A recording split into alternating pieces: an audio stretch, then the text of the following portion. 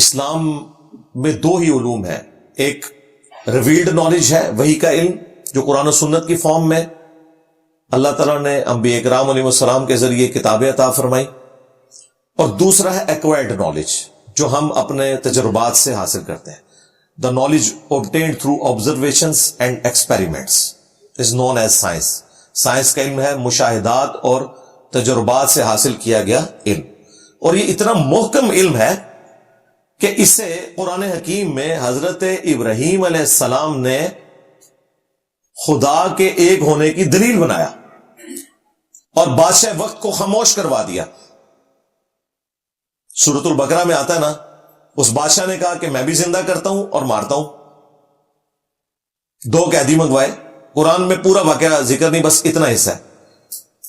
ایک کو چھوڑ دیا، ایک کو قتل کروا دیا. تو ابراہیم علیہ السلام نے کہا کہ یہ پورے سے دماغ کا بندہ ہے، اس کے ساتھ موٹی بات کرنی چاہیے. کہا میرا رب وہ ہے جو مشرق سے سورج نکالتا ہے ود رسپیکٹ ٹو زمین. ویسے تو سورج نہیں نکلتا، لیکن یہ فزیکل جو آبزرویشن ہے اس میں، اگر تو خدا ہے تو مغرب سے نکال. تو قرآن کے الفاظ ہے کہ وہ کافر ہکا بکا رہ گیا. تو یہ ایک فزیکل فینومینا آف نیچر تھا، اتنا محکم قانون تھا جسے خدا چلا رہا ہے کہ ابراہیم علیہ السلام نے خدا کے ایک ہونے کی دلیل اسے پیش کیا. لہذا یہ جو بعض لوگوں کو سائنس سے چڑ ہو جاتی ہے، بھائی دنیا میں انبیاء اکرام کے بعد اگر کسی نے خدا کی توحید کی خدمت کی ہے نا تو سائنس کا علم ہے. اور آج جس طریقے سے سائنس نے ہمیں حقائق بتائے ہیں، یہ ہمارے بزرگوں کو بالکل ان کی الف بے بھی نہیں پتا تھی. ہر آنے والا دن کل یوم ہوا فی شأن، اللہ نئی شان سے ظاہر ہو رہا ہے. سائنس کی برکت سے ہمیں کیا کچھ پتا چل رہا ہے. اور یہ تو میرا فیوریٹ ٹاپک ہے، میں نے اس کے اوپر درجنوں ویڈیوز بنائی ہیں. ہمارے اسٹوڈنٹ ہیں ہدایہ وکٹری چینل، آپ اس کو سبسکرائب کریں، اس پہ دیکھیں کیا کچھ اپلوڈ ہوا ہے. میری قرآن کلاسز میں سے جو چیزیں میں بتاتا ہوں، ظاہر ہے وہ گوروں کی برکات ہے کہ انہوں نے اتنی محنت کی ہے نیشنل جغرافک چینل کے اوپر، ڈسکوری کے اوپر، اینیمل پلانٹ کے اوپر. ہمارے تو بزرگان دین صرف ٹرینیں روکتے رہے، انجن روکتے رہے، انجن بنا کوئی نہیں سکا. سیدھی سی بات ہے. تو یہ جو سائنس کا علم ہے یہ اتنا محکم ہے کہ قرآن و سنت میں اگر دلیل نہ بھی موجود ہو تب بھی ہم اس علم کو محکم مانتے ہیں. مثلا قرآن و سنت میں تو کہیں نہیں لکھا نا کہ پیٹرول جو ہے یہ آگ کو جلاتا ہے، لیکن ہم اس کو اسی طریقے سے حق مانتے ہیں جس طرح ہم قرآن و سنت کی تعلیمات کو حق سمجھتے ہیں، کیونکہ یہ فزیکل فینومینا آف نیچر ہے، اللہ نے رکھا ہوا ہے. زمین سے جو تیل ہے یہ بمشکل کوئی 150-200 سال پہلے نکلا ہے، جو پوری انسانیت کو تجربہ ہوا کہ اس میں سے انرجی نکلتی. ویسے تو قبل از مسیح بھی چائنا کے اندر تیل نکالا جاتا تھا، لیکن اس کو ہیل کرنے کے لیے، زخموں کے اوپر لگانے کے لیے. انہیں نہیں پتا تھا کہ اسے آگ دکھائی جائے تو اس میں اتنی انرجی ہے. یہ جو ہوا نا، یہ 1853 میں پنسلوینیا ایک امریکن سٹیٹ ہے، اس کے اندر پہلا تیل کا کنواں نکلا. اس کی یادگار انہوں نے رکھی ہوئی ہے، لوگ وہاں پہ وزٹ کرتے ہیں. سر ایڈون تھے، ماشاءاللہ مٹھی داڑھی تھی، کرنل ایڈون، حضرت ایڈون رحمت اللہ علیہ. تو ظاہر ہم نہیں کہتے وہ تو، لیکن حضرت ایڈون تو کہہ سکتے ہیں. انہوں نے وہ تیل نکالا اور دیکھیں دنیا بدل گئی. اتنی بڑی تبدیلی دنیا کے اندر آئی. اور اس سے حیران کن بات یہ ہے کہ ہمارے سارے بزرگان دین جن کے بارے میں ان کے ماننے والے یہ دعویٰ کرتے تھے کہ یہ اوپر دیکھتے ہیں تو عرش تک ان کی نگاہ پہنچ جاتی ہے، نیچے دیکھتے ہیں تو 7 زمینیں کراس ہو جاتی ہیں، اور حالت یہ کہ یہ سب کے سب لوگ مکے مدینے جاتے تھے لیکن تیل کسی کو نظر نہیں آیا.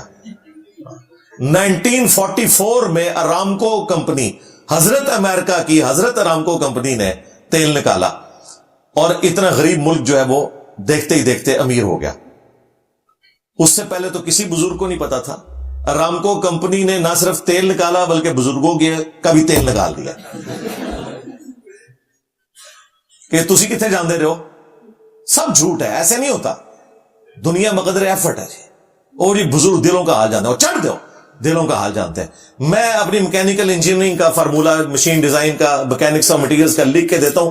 دنیا کا کوئی زندہ یا مردہ بزرگ مجھے دیکھ کے پڑھ کے بتا دے. سمجھانا تو دور کی بات ہے، صرف بتا دے کہ لکھا کیا ہوا ہے. جس طرح ہمارے لوگ قرآن دیکھ کے پڑھ تو لیتے ہیں, انہیں مطلب نہیں پتا ہوتا. اس طرح کا پڑھنا بھی کوئی پڑھ بھی نہیں سکتے. یہ ہجے کر کے کو پڑھ کے بتا دے, نہیں پڑھ سکتے. اور اتنے بڑے بڑے بزرگ ادھر بھی بیٹھے ہوئے, اتنے موٹے موٹے چشمے لگائے ہوئے ہیں, آپ کے دلوں کے حال جانتے ہیں. اور حالت یہ ہے کہ وہ سامنے سے پڑھتے ہوئے بک سے یا ایون آئی پیڈ سے بھی تو اینک لگائی ہوئی ہے. چلو انہوں اینج کر کے زوم کر لو, کوئی عزت رہ جائے تھوڑی, میمز نہ بنن. دعوے سنیں ان لوگوں کے. یہ لوگ ہیں بیسیکلی اسلام کی بدنامی کا باعث. یہ لوگ ہیں جو اسلام کی, گاڈ کی ایسی پکچر لوگوں کے سامنے پیش کر رہے ہیں کہ لوگ ریلیجن سے متنفر ہو رہے ہیں. اصل ایشو یہ لوگ ہیں. تو سائنس کی برکت سے ہمیں یہ ساری چیزیں پتہ چل گئی.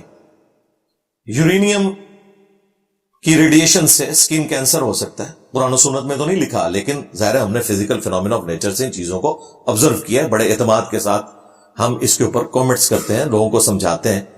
تو یہ ساری سائنس کی برکات جو اس وقت ہم اویل کر رہے ہیں, مجھے بتائیں, یہ کہتے ہیں بزرگوں کی خدمات ہیں. اس وقت خدمات جو ہمیں نظر آ رہی ہے نا, وہ تو سائنس کی نظر آ رہے ہیں. آپ اس وقت صرف اس ہال میں جو 400-500 لوگ بیٹھے ہوئے ہیں, اپنے اوپر غور کریں.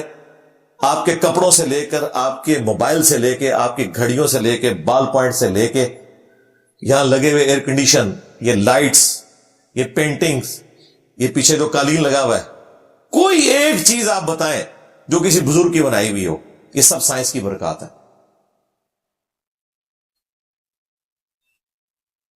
سائنس کی برکت سے ہمیں سب کچھ پتا چلا. تو آج تو میرے بھائی وائی فائی کا تھوڑی دیر کے لیے کنیکشن آف ہو جائے, انٹرنیٹ کی سپیڈ بیٹھ جائے, تو پسینے چھوٹنے شروع ہو جاتے ہیں. پنکھا بے شک بند ہو, کہتے ہیں پنکھا بند کر دو, نیٹ نہیں بند ہونا چاہیے. تو ایک لمحے کے لیے بھی آپ اس سائنس کے احسانات سے باہر نہیں نکل سکتے.